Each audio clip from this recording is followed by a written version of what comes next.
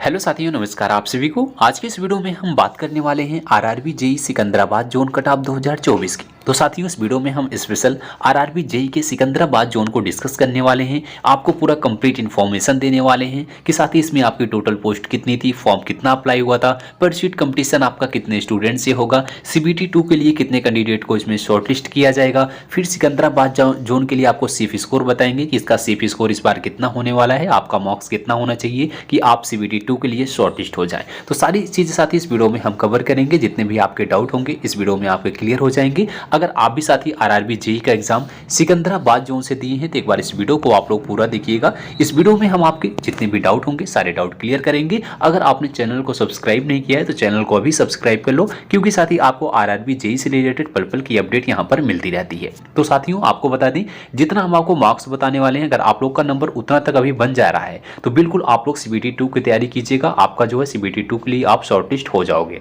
क्योंकि साथ ही हम आपको कंप्लीट एनालिसिस करके एक एक चीज समझाएंगे, फिर आपको बिलीव हो जाएगा कि हाँ, आपका सेफ स्कोर इस बार क्या होने वाला है। तो इसलिए साथ ही कट ऑफ को जानने से पहले एक बार अपने जोन का जो है कंपटीशन समझिएगा, कंपटीशन क्या हो रहा है। तो देखिए, सबसे पहले हम बात करते हैं सिकंदराबाद जोन में जो टोटल पोस्ट आई थी।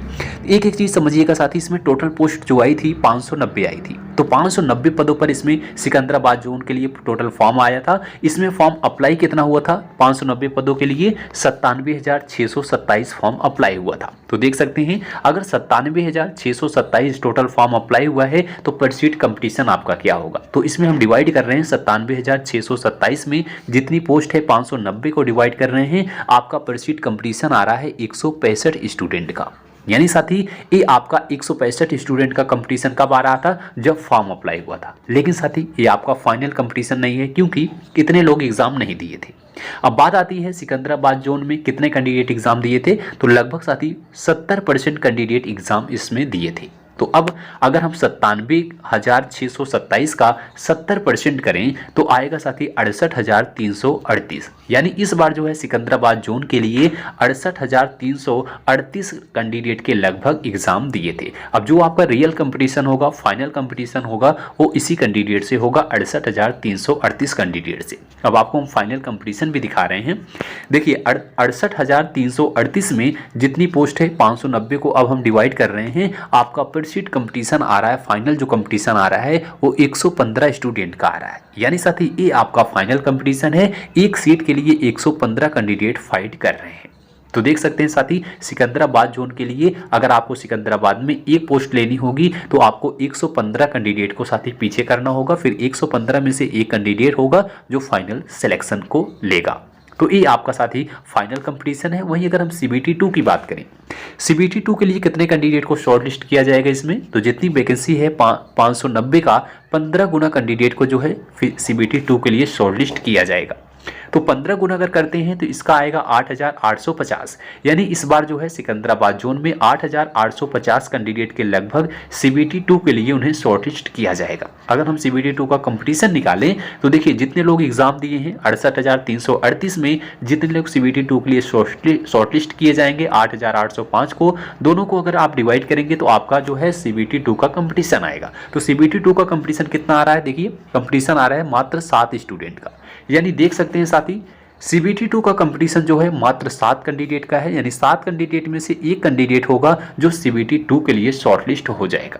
तो देख सकते हैं, अगर जितने कैंडिडेट एग्जाम दिए हैं 68,338 में, उसमें देखेंगे 7-7 का अगर ग्रुप बनाएं तो 7 में से एक कैंडिडेट होगा जो सीबीटी 2 के लिए जाएगा। बाकी 6 कैंडिडेट आउट हो जाएंगे आपका सीबीटी 1 में ही। तो ये आपका साथी कंपटीशन है। आपका फाइनल कंपटीशन क्या है? 115 कैंडिडेट का। लेकिन सीबीटी 2 का कंपटीशन देखेंगे तो मात्र 7 कैंडिडेट का आपके सिकंदराबाद जोन के लिए कंपटीशन हो रहा है। तो ये आपके सिकंदराबाद जोन का कंपटीशन था। आई होप आपको कंपटीशन आपका समझ में आया होगा। अब हम बात करते हैं इसके अकॉर्डिंग आपके सिकंदराबाद जोन के लिए आपका सेफ स्कोर क्या होने वाला है।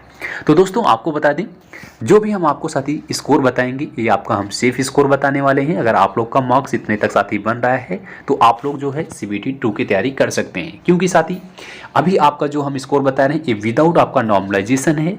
अभी आपका ये नॉर्मलाइज स्कोर नहीं है, क्योंकि रिजल्ट आता है फिर आपका उसमें नॉर्मलाइजेशन किया जाता है। हर एक कैंडिडेट का जो है मार्क्स कुछ ना कुछ बढ़ता है। तो इसलिए जब आपका रिजल्ट आएगा तब आपके मार्क्स इससे ज़्यादा आएंगे।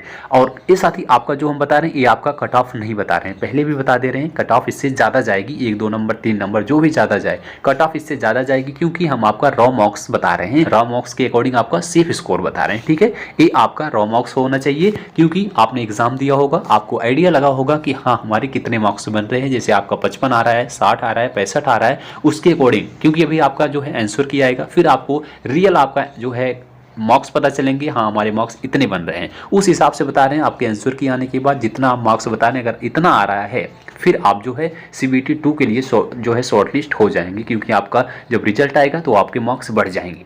अब देखिएगा, हम कैटेगरी वाइज आपके मार्क्स बता रहे हैं। जैसे UR कैटेगरी के लिए जो सेफ स्कोर होगा वो आपका रॉ मार्क्स कितना होना चाहिए। अगर आप UR कैटेगरी की हैं, सिकंदराबाद जोन के लिए बता रहे हैं, आपका जो सेफ स्कोर होगा वो आपका 60 प्लस होना चाहिए।